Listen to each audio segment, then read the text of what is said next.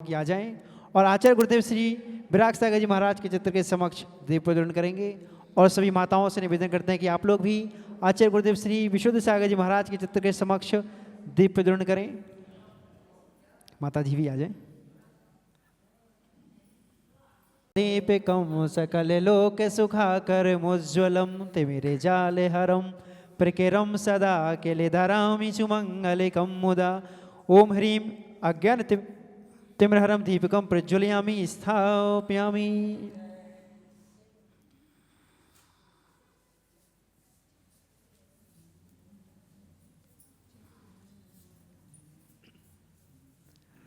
और आज का मंगलाचरण करके आज की धर्म सभा को प्रारंभ करें श्रीमती सविता देवी छावड़ा।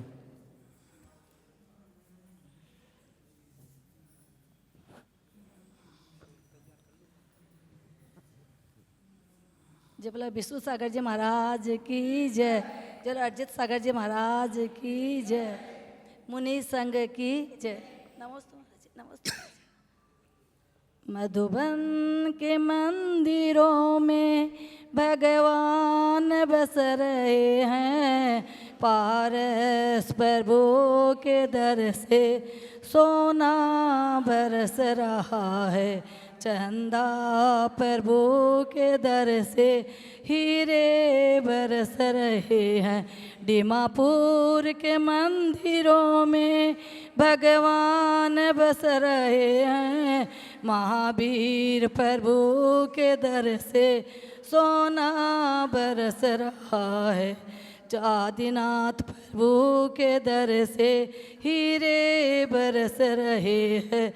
आध्यात्म का ये सोना पारस ने खुद दिया है।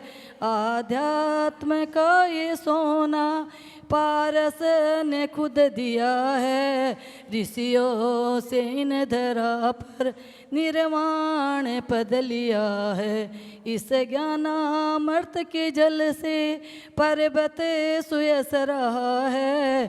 पारस प्रभु के दर से सोना बरस रहा है। तीर्थंकरों के तप से पर्वत हुआ ये पावन। तीर्थंकरों के तप से पर्वत हुआ ये पावन। केवल रश्मियों का बरसा यहाँ में सावन। इस ज्ञानामृत के जल से पर्वत सुयस रहा है। पारस प्रभु के दर से सोना बरस रहा है। दीमापुर के मंदिरों में भगवान बस रहे हैं, महावीर प्रभु के दर से सोना बरस रहा है। पर्वतों के गर्भ में है रत्नों का वो खजाना।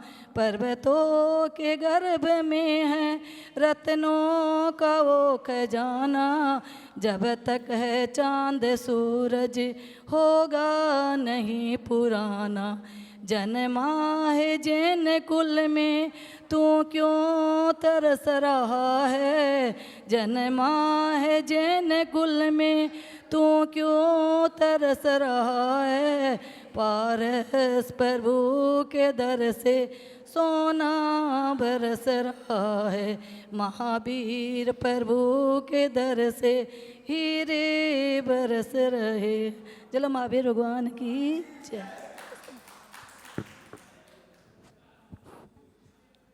बहुत बहुत धन्यवाद। आइए और दोनों हाथों को जोड़ करके पूज्य गुरुदेव से निवेदन करते हैं कि हे गुरुदेव, आप अपने मुखारबिंद से अमृतमयी, दिव्यमयी, तेजोमयी और पावनमयी वाणी से हम सभी लोगों के लिए चिरवाणी का रसपान बता करके कृतार्थ कीजिए। नमोस्तु गुरुदेव, नमोस्तु गुरुदेव, नमोस्तु गुरुदेव। नमः सिद्धेभ्यः।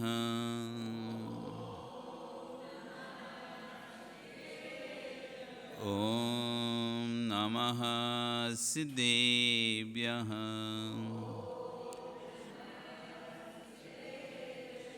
ओम नमः सिद्धेभ्यः।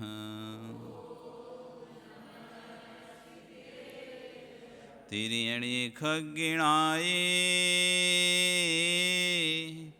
रुतारी मोहि सिरे सिरेणि बिहु आयरी राउ पसियो परवादीणियो बवेजी लोए नमो हरिहंताण नमो सिद्धाण नमो आयरिया नमो अच्छायाण नमो लोए सब बोलिए अनंत अनंत से परमेष्टि भगवानी की आदिर्म आदिनाथ भगवानी की वर्तमान शासन महावीर भगवानी की आचार्य श्री 108 विश्व सागर जी महाराज जी की अहिंसा में विश्व धर्म की चैवनीय परम पूज्य श्रवण मुनि श्री अरजीत सागर जी महामुनि राज की समस्त मुनि संघ की जयकारा गुरुदेव का। बंधु वर्तमान शासन न्यायिक वर्धमान स्वामी के शासन में तीर्थंकर प्रभु की चरण निष्ठा में बैठकर हम सभी जिन देशना का श्रवण कर रहे हैं आचार्य हुए विश्व सागर जी महाराज प्रश्ना देशना ग्रंथ में देशना को देते हुए कल आज कह रहे हैं कि विश्व में महाअंधा कौन है, तो कहा कि अंधा पुरुष कौन, अंधा किस बात का, उत्तर दे रहे हैं विश्वते रागी, जो राग में लिप्त है वो सबसे बड़ा अंधा है। क्योंकि अंधे को बाहर की आंखों से भले ना दिखे लेकिन भीतर की आंखों से दिखता है, विवेक की आंखों से दिखता है। बाहर की चक्षुओं से अंधे व्यक्ति को भले ना भी दिखे चलेगा, लेकिन उसके विवेक के चक्षु खुले रहते हैं, ज्ञान चक्षु खुले रहते हैं। उन ज्ञान चक्षु से वो निर्णय करता है वस्तु का, क्या सही है क्या गलत है। अंधा व्यक्ति भी इतना समझता है इस गलत क्या है सही क्या है, उसको समझ में आता है, दिखता भले नहीं है लेकिन विवेक ज्ञान तो उसके भी रहता है। उस विवेक ज्ञान से निर्णय कर लेता है सही गलत का, अपने पराये का, हितैषी अहितैषी का, ये निर्णय करता है। लेकिन राग में जो अंधा हो जाता है, उसके बाहर के चक्षु होते हुए भी, देखते हुए भी सब कुछ, तब भी राग में इतना अंधा होता है, इतना अंधा होता है कि उसको ना तो कोई गलतियां दिखाई देती उसकी, ना उसका धोखा दिखाई देता, ना उसका किसी प्रकार का छल कपट दिखाई देता। होते हैं घर में, कुटुंब में, देश में, राष्ट्र में, समाज में, सब प्रकार के लोग होते हैं। ऐसे लोग होते हैं जिन्हें तो बस उसकी हाँ में हाँ बनना चाहिए, वो गलत बोले तब भी हाँ में हाँ बनना है, सही बोले तब भी हाँ में हाँ बनना है। ऐसे कितने जीव आपने देखे होंगे, उसने तो सोच लिया मुझे तो इसकी हाँ में हाँ बनना चाहिए बस, और वो गलत भी है, उसको पता है व्यक्ति गलत है, पता है गलत है, तब भी उसकी हाँ में हाँ उसे भरना ही है। ये रागांध कहलाते हैं। एक होते जात्यांध, जाति से अंधे होते हैं, एक कर्मांध, कर्म से अंधे हो जाते हैं, मतलब बीच में कुछ कारण हो गया और आँख फूट गई अंधे हो गए। और एक होते हैं रागांध, 3 प्रकार के अंधे होते हैं। एक जन्म से अंधे जिनको रोशनी मिली नहीं है, एक कर्मांध हो गए, कर्म के कारण ऐसा कुछ हुआ जिसके कारण से अंधे हो गए, आँखें रोशनी चली गई। और एक होते हैं रागांध, रोशनी होते हुए भी आँखों की सामने सब कुछ दिखते हुए भी, स्पष्ट दिखते हुए, तब भी राग में ऐसे अंधे हो जाते हैं। पूछ लो उस रावण से, सीता के राग में ऐसा अंधा हुआ, ऐसा अंधा हुआ, सामने दिख रहा है कि उसके बेटे, उसके पोते, उसके भाई सब मर रहे हैं, एक एक करके सब प्राणों को प्राप्त हो रहे हैं। ये भी दिख रहा है कि हम उसका शत्रु का कुछ भी नहीं बिगाड़ पा रहे, शक्ति लगाई तो उससे ही बच गया, इतनी सेना भेज रहे हैं तब भी बच रहा है, किसी प्रकार का कोई अस्त्र शस्त्र कुछ भी उसके ऊपर नहीं चल रहा, तब भी ऐसा सीता के राग में अंधा है, सीता को नहीं देना चाहता। भले 1 लाख पुत्र, 1.25 लाख नाती, इन सबको कुर्बान करने के लिए तैयार है उस राग के पीछे। किसके पीछे? सीता के राग के पीछे। जबकि उसको पता था, समझ में आ गया तो उसको भी कि भैया इससे जितना नामुमकिन है, नहीं जी सकते राम से, तब भी नहीं, इस भाई को भेज रहा है, उस भाई को भेज रहा है, बेटे को भेज रहा है, पोतों को भेज रहा है, सबको भेज रहा है, और सब उसकी आंखों के सामने गिरते जा रहे हैं, मरते जा रहे हैं, सब हो रहा है, तब भी इतना रागांध, सब कुछ नष्ट कर दिया उस राग में। अपना दोष ही नहीं दिख रहा उसे, दिख ही नहीं रहा कि इसके कारण से मेरा पूरा कुल नष्ट हो रहा है। एक स्त्री कारण से जो कि उसे चाहती नहीं है, चाहती थी फिर भी बात अलग होती कि उसने चाहा, वो भगा के लाया, चाहा इसलिए भगा के लाया उसके लिए, वो तो चाहती नहीं, अपहरण करके लाया। और इतना सब कुछ प्रलोभन देने के बाद भी, डराने के बाद भी, धमकाने के बाद भी, सब प्रकार का प्रलोभन देने के बाद भी उसने एक बार भी उसके ऊपर नज़र उठा के नहीं देखी, तब भी वो कैसा पागल, कितना राग में अंधा उसके, जो देखना तक पसंद नहीं कर रही है, जो देखना तक पसंद नहीं कर रही थी, उसके पीछे उसने पूरे कुल को नष्ट कर दिया, पूरे वंश को नष्ट कर दिया। आज रावण का नाम लेने वाला वंश भी नहीं बचा। ये होती रागांत, ये होती रागांत। जब राग में जीव अंधा होता है कुछ भी नहीं दिखता।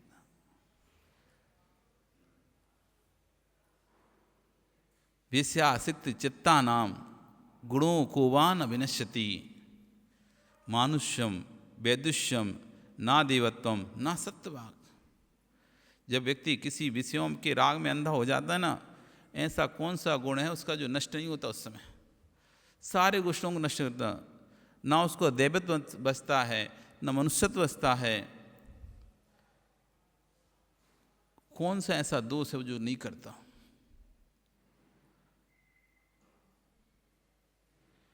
ना सत्य वाक, ना सत्य बोल पाता।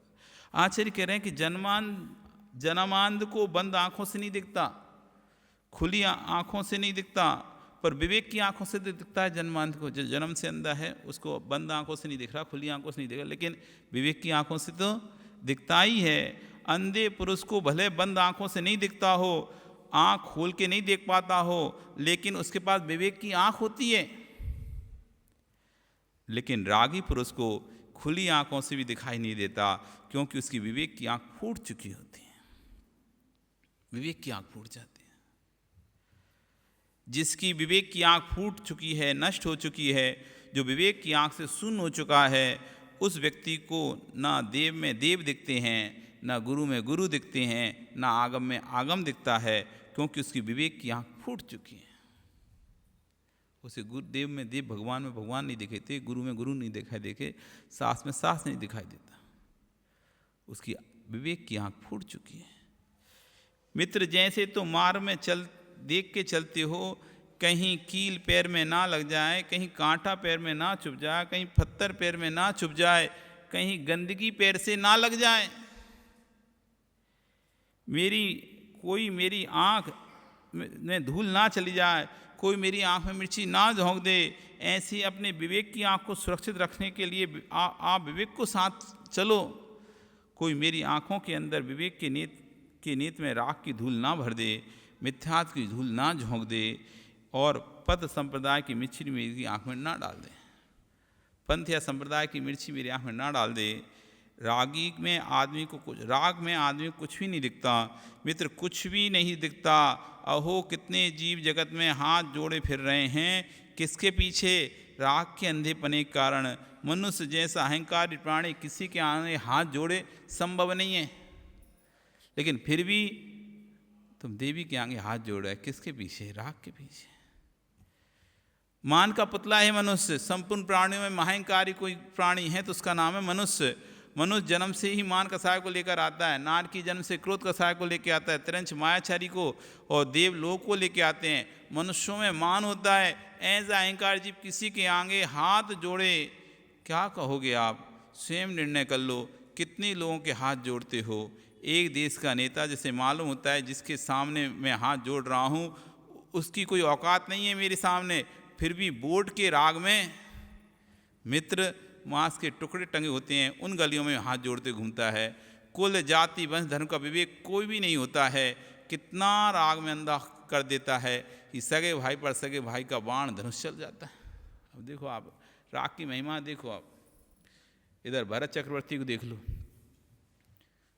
6 खंड के राग में भाई ने भाई पर चक्र चला दिया। 6 खंड के आधिपत्य के राग में कि मैं चक्रवर्ती हूँ, इस राग में उस भरत ने ये नहीं देखा कि तो मेरा भाई है, और ये चक्र का रतन भूल गया वो कि चक्र रतन तो मार के आता है ना। उसने तो मारने के लिए चक्र रतन चलाया था। किसको मारने के लिए चक्र रतन चला? सोचो आप, बाहुबली को मारने के लिए चक्र रतन, जो कि ऐसा भाई, सामान्य भाई भी नहीं था उसका। तीर्थंकर के दोनों पुत्र हैं, दोनों पुत्र तीर्थंकर के पुण्यशाली, कितने गुण संपन्न व्यक्ति होगा वो बाहुबली। उस बाहुबली को मारने के लिए भी किस राग में, इस भूमि के राग में उस बाहुबली को मारने के लिए भी चक्र छोड़ दिया। उसने तो पूरे क्रोध में चक्र छोड़ ही दिया था, लेकिन वो तो चक्र का नियोग है कि अपने सगे संबंधियों को नहीं मारता है, इसलिए वो वापस आ गया। यदि उसका नियोग नहीं होता तो उसी दिन बाहुबली का मरण निश्चित था। एक छोटे से टुकड़े के राग में, एक छोटे से टुकड़े के राग में भाई के ऊपर चक्र चला दिए। और चक्र ने रतन का तो कभी खाली नहीं आता। चक्र रतन इसलिए तो रत्नों में दिया जाता है। 14 रत्नों में चक्र रतन है चक्रवर्ती का। अमोघ रत्न है, अमोघ, अचूक, जिसका बार कल भी खाली नहीं जाता। चक्र रतन सबसे आखिरी उपयोग करता है चक्र रतन।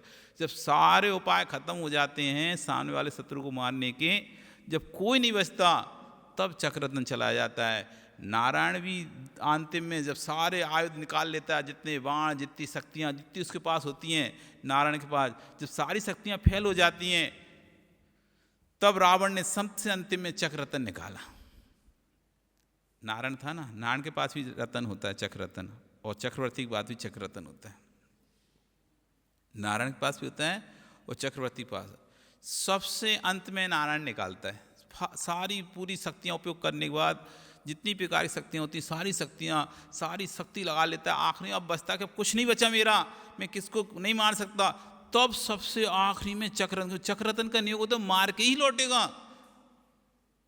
बस इतने गुस्से में ये भूल जाता है कि चक्ररतन कभी सगे संबंधियों को नहीं मारता, चक्ररतन पिति नारायण को नहीं मारता है, सगे संबंधियों को नहीं मारता है। और नारायण के विरोध में पिति नारायण के सामने नारायण खड़ा रहता है ना, तो नारायण को नहीं मारता है चक्ररतन। ये रावण पिति नारायण था और लक्ष्मण नारायण था। तो पिति नारायण का चक्ररतन नारायण को नहीं मारता, नारायण के हाथ में उल्टा आ जाता है, उल्टा पिति नारायण चक्र नारायण को मिल जाता है। तो नारायण को नहीं मारता और सगे संबंधियों को नहीं मारता, पर गुस्से में चला दिया।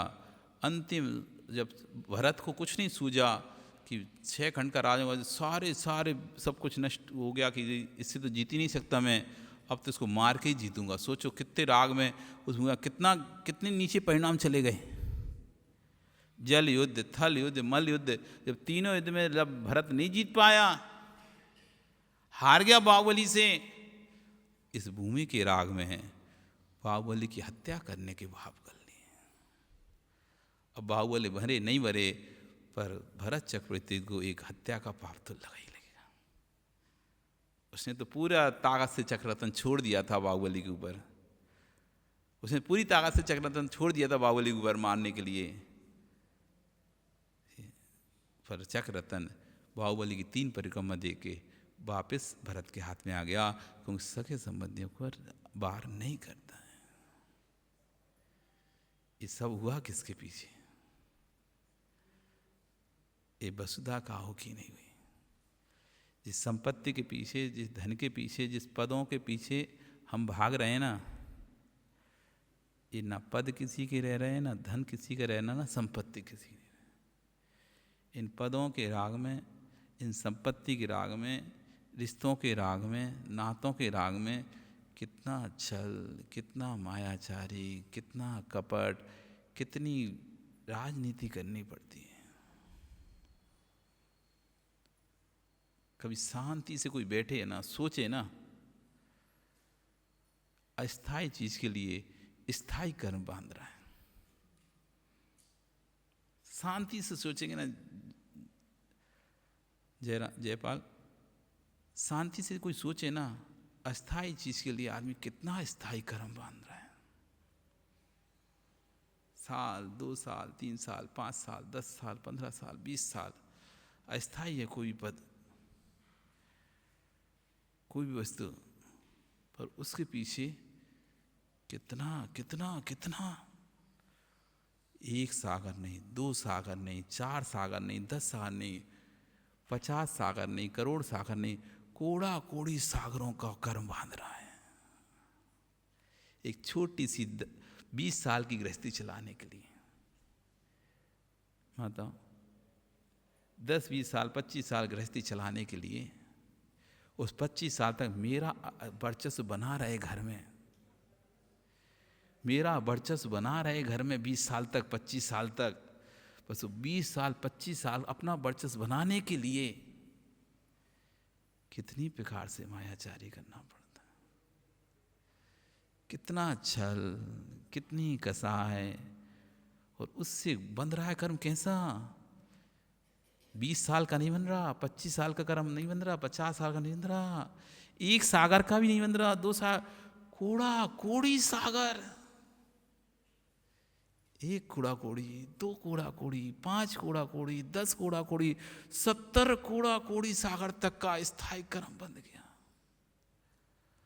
और कभी कभी तो ऐसा निगत्ति निकाचित कर्म बन जाता है, तपस्या भी कर लो अगले भव में, 100 भव तक भी तपस्या करते रहोगे तभी वो कर्म नहीं करने वाला, वो तो फल देकर ही जाएगा। किसके राग में? अस्थाई के राग में स्थाई कर्म, अस्थाई के राग में कितना स्थाई कर्म। आप विचार करो, कभी शांति से बैठ के विचार करना कि मैं अस्थाई के राग में कितना स्थाई कर्म का बंध कर रहा हूं।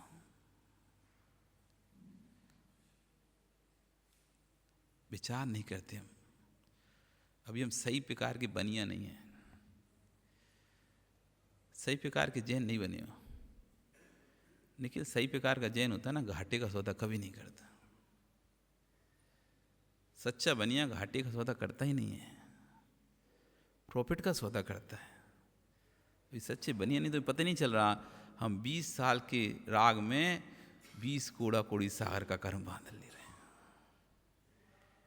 20 वर्ष निकल जाएंगे, लेकिन 20 कोड़ा कोड़ी सागर तक नरक में, निगोद में कैसे कैसे खोटे खोटे फल भोगना पड़ेंगे। फिर 1-2 नहीं, वहाँ भी 33 नरकों में भी सागरों की आयु मिलती है। एक बार चले गए, बीच में मरण भी नहीं होता कि सोचें कि दुख के बहुत दुख है, मैं आत्महत्या कर लूँ नरक में, तो आत्महत्या भी नहीं कर सकता जीव नरक में।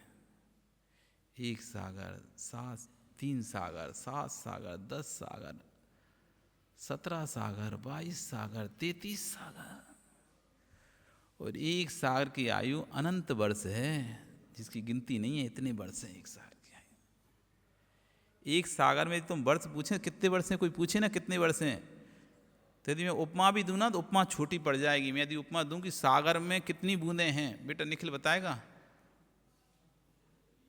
सागर के पानी में कितनी बूंदें हैं? 100, 200, 1000, 2000, 10,000, 50,000, लाख, 2 लाख, करोड़, कितनी बूंदें हैं? कितनी?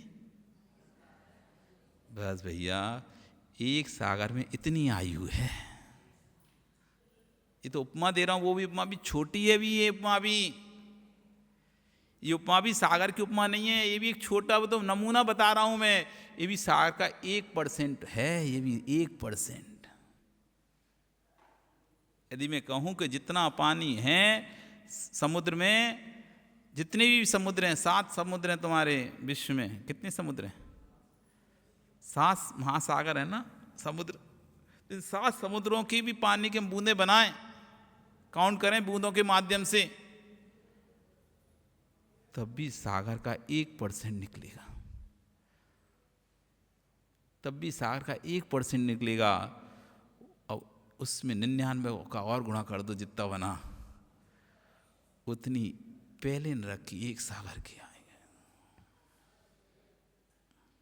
अब सोचो, तुम सोचो 25 साल 50 साल भोगने बाद, यहाँ तो मनुष्य में तो कम कम ठीक है, आदमी सोचता है कितना जिएगा, 60 70 80 साल में तो आखिर मर ही जाएगा ना।